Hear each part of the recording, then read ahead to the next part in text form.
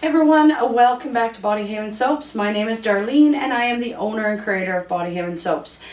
Today's video is going to be on how to make a basic body polish. This recipe can be adapted and changed in whatever way you like, but it's the basics of it.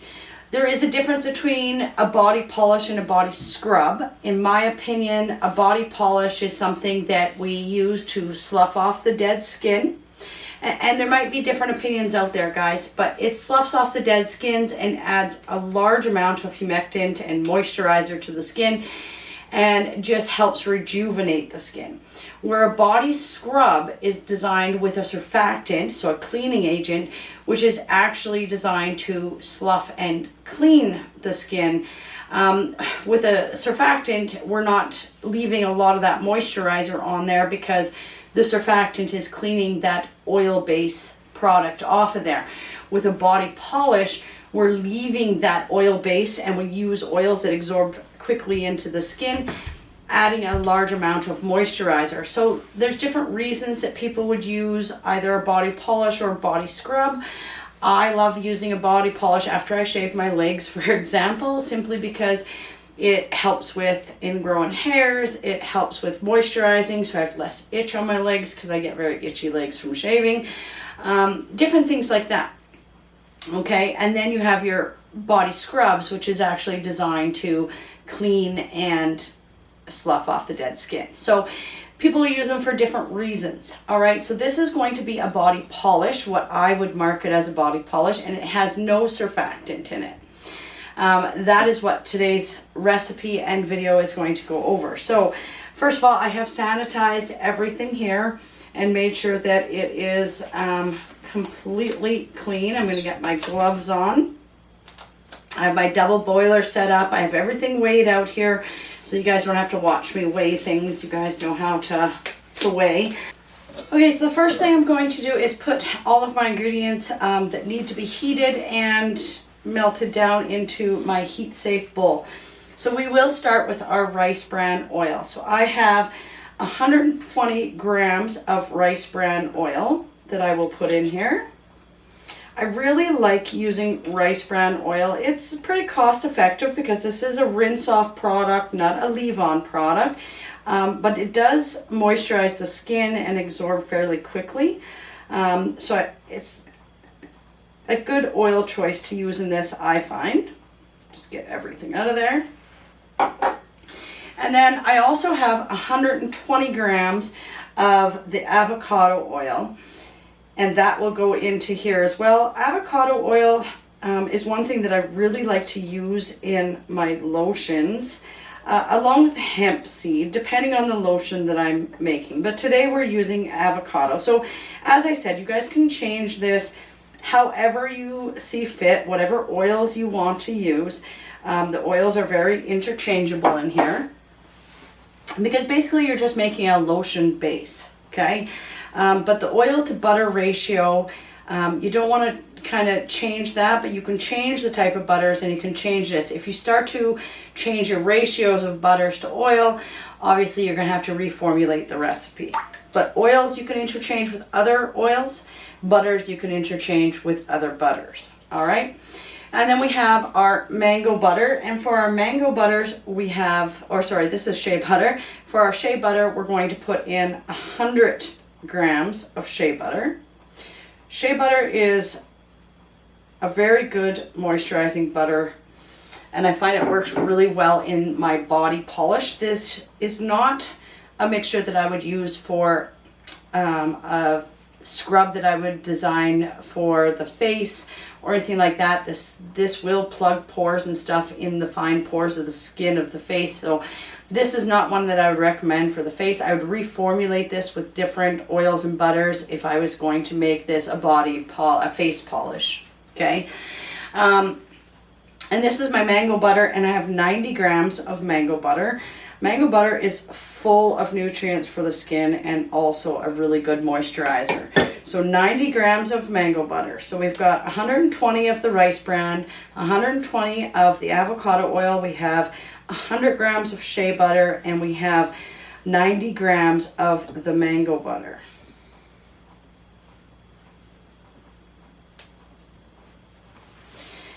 Then we're going to add in our emulsifier, because as I said, when we make this, we're making it a lotion base without water. So we're not putting any distilled water in this. The water comes from when we use this in the tub or the shower. It makes the lotion on the skin, which also gives us a longer shelf life, because now I have no actual water in this product. Okay. And when we start dealing with sugars and things like that, it's kind of effective in the way that the sugar obviously feeds bacteria and can speed up that bacteria process. So once I've put water and sugar in this, well, now I've really shortened that shelf life. So we want to make sure that we're using no water in this with our sugar, and it does extend that shelf life. Hopefully that makes sense to you guys. I did a video on shelf life and different ways bacteria grows back a while ago. So if that's something that you need reference to, go back and watch that video. So this is just your basic e-wax. I'm not getting too fussy with the type of emulsifying wax that I'm using, simply because this is just designed as a rinse off lotion. So we want to, you know, we're not putting that expensive stuff in there that is for like a leave-on lotion or anything like that. So this is just your basic emulsifying wax, okay? And we are using 60 grams of the emulsifying wax. So we'll put that in there. And that allows, when we add water to this, the emulsifying wax creates that lotion. So we need that for the oil and water to bind together to make that lotion base when we're using this scrub. And then we have our stearic acid, which it does have some conditioning properties to it, but it allows that creamy texture and it keeps it stable as that mixture binds with the water. So we got stearic acid, and we are going to put in 36 grams of stearic acid. Okay, so that's all that goes into the heating pot. I'm going to put this onto my double boiler, and we're going to melt this down until it is all melted down and we're not seeing any particles left in it. So I'm going to do that, and then I'll bring you guys back.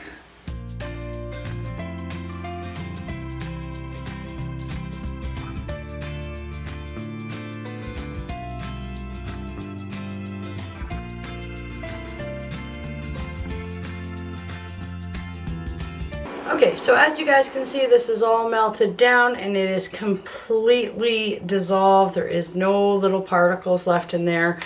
If we did a temperature check on this, we are at 170. So we need to bring the temperature of this down to be able to use our preservative. The preservative that I'm going to use today is going to be Optifin Plus, okay? I like using it in this one because of the lower pH and that kind of stuff. Let's just move this pot handle out of the way. So that would be the preservative of choice. It has to be cooler than 175 Fahrenheit. So we are able to add the preservative at this temperature. We can double check that. We're down to 163. It doesn't take very long for this to cool down, but I could absolutely add my preservative at this temperature. It is definitely cool enough. So we also have to consider our flash point of our fragrance oil, which is usually 190 to 200, but depending on the fragrance oil you're using. Today I am going to be making the pineapple mango body polish. So I am well within a heat range that I could add both my preservative and my fragrance oil. So I'm going to add my fragrance oil first, and 6 grams of the fragrance oil. And we will just add this right in. And you need to stir for about 2 minutes to allow this fragrance oil to blend properly with all the oils, because we are not actually adding any water to allow this to bind and emulsify. So we need the fragrance oil to bind with the other oils. So I'll stir this for about 2 minutes before I start mixing in my sugar, simply to make sure that that fragrance oil has evenly dispersed throughout my oils.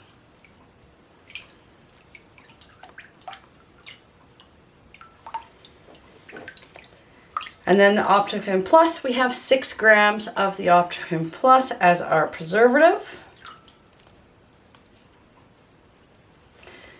And I want to make sure that that is mixed very well in. And you can see how it changes the oil slightly, but then when you mix, it starts to clear up again and it's not so cloudy. Okay, so once you have this all mixed in, that's as simple as it is. This is the base. And as I said, you guys can change oils, butters, things like that. But if you start going too crazy with changes or additions, you will have to reformulate this to make your 100%, okay? So this is all blended in. And simply all I'm going to do is slowly, a little bit of sugar at a time. And for the sugar, you guys, I have 660 grams of just regular granulated sugar. Now in saying that, if you didn't want to just use your regular granulated sugar, you could use a coarse raw sugar, you could use any kind of exfoliant you really want. You could put in some apricot shells, some walnut shells, any type of exfoliant, jojoba beads, different things like that. So the options are really yours because this is just your exfoliant. But I'm going to put in about 1/3 of that sugar and I'm going to stir it. It will start to cool down this liquid. Stir it until I have no lumps. And it will start to cool down the oils. And we put another 1/3 in.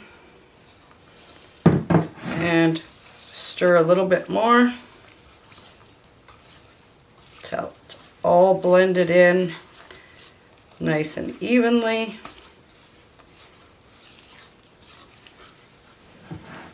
And then I will put the rest in. You could change the amount of sugar you're using just depending on the consistency that you're looking for.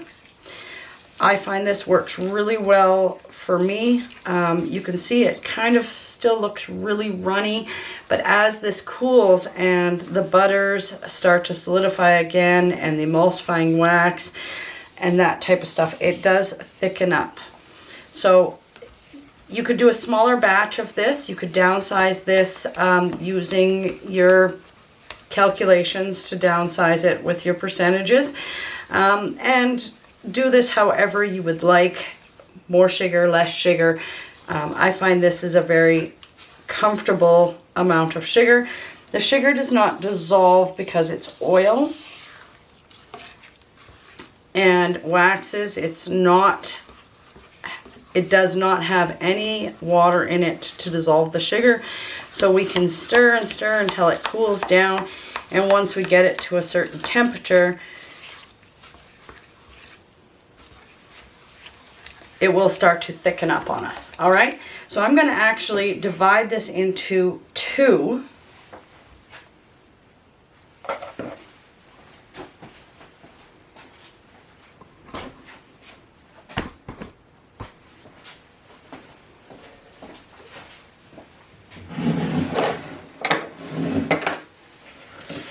So I'm actually going to divide this into 2 because I'm going to make 2 different colors. I don't have to have exact measurements. You can see how the sugar starts to settle, guys. We just stir it and it mixes back in. It's until those cool down, you're going to have it begin to separate. As it cools, it will start to pull back together. So you don't want to package this until it's got to a temperature where it's no longer separating. So we're going to take about half this mixture and put it in here.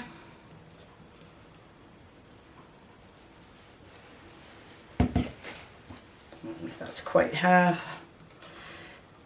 I'm just making 2 colors. It's the same fragrance going into the same container, so I don't have to be exactly precise with my half measurements because the fragrance oil is already in here, preservative's always already in here. We're just going to add some colorant.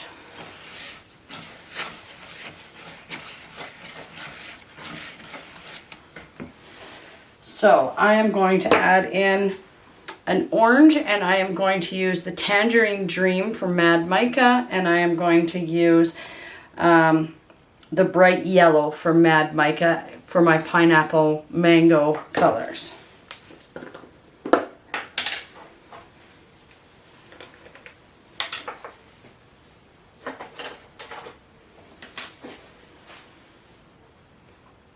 So we're going to make this orange.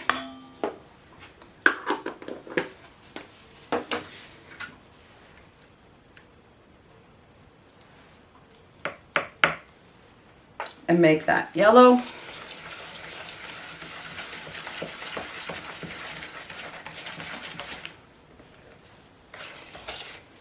Make sure that we get that mixed in there really well.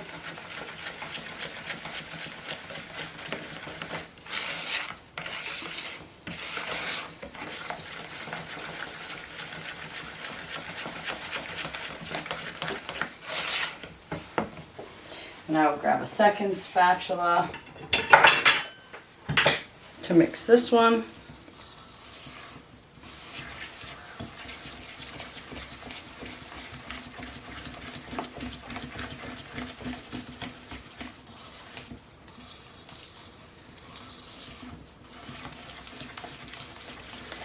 If you are doing a single color, you could absolutely just mix the colorant right into the oil for good distribution, but as you can see, it doesn't take too much.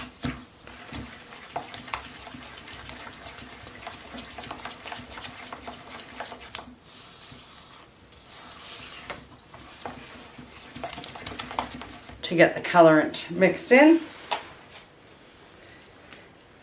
And now I'll just keep stirring these every once in a while until I get to that state where it's no longer separating anymore and everything is starting to firm up and stick together. All right, so I have allowed this to cool. It is down to 78. And average room temperature is 70, but you can see how as it cools, I just stir it every once in a while to keep everything dispersed, and it's quite nice, and it's almost at room temperature. So this is about what it looks like with this base recipe.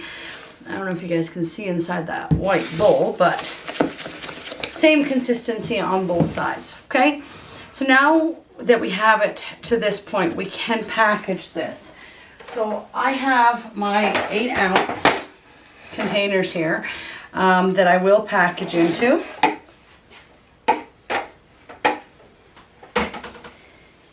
And you can do this multiple different ways.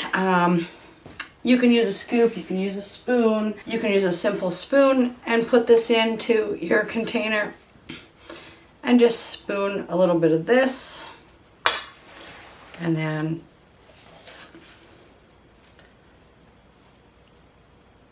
if you're going to do multiple colors,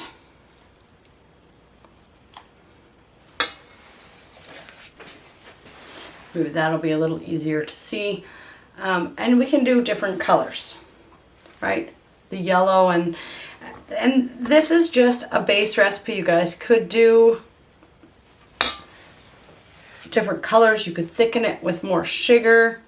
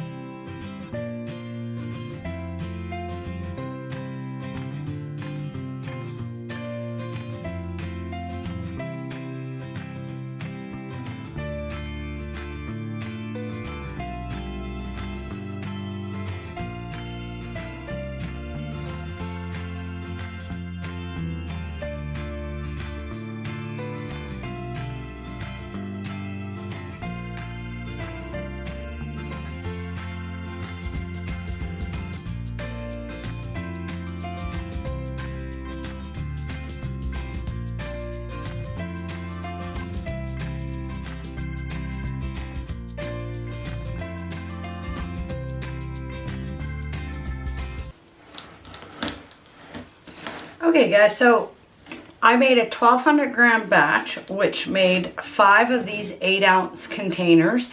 And I kept a little bit off to the side so that I could do a demonstration of how this rub works. So we're just going to move this off to the side so I don't get any water in it, and allow that to cool over here. And we will bring this in for you guys, just so I can show you how this lathers. So we just take a little bit of this. A little goes a long way. So this actually works quite well. We got water on here. Get my hand nice and wet. Okay, and as we massage this in, you can see it's quite exfoliant, and you can see how a little goes a long way. We add water to that and it starts to make that lotion. You can see that milky lotion on there. That is the idea of a body polish. So there's no suds because it's not making suds, but it's making that lotion, as you guys can see. And that lotion is moisturizing the skin while you're exfoliating and taking the dead skin off. And you can see like that little bit I use is enough to do, right? You can see the lotion starting to form there. And the water helps it dissolve, and the more water you add, the more lotion you get. So you can see how that works. That is a body polish. Okay, so hopefully you guys enjoyed this video, and you'll see that it rinses off really easy, guys, just like a lotion, and leaves the skin nice and smooth. Hopefully you guys enjoyed this video. If you have any further questions, just ask them down below. But thank you very much for watching, and hope you have a great day.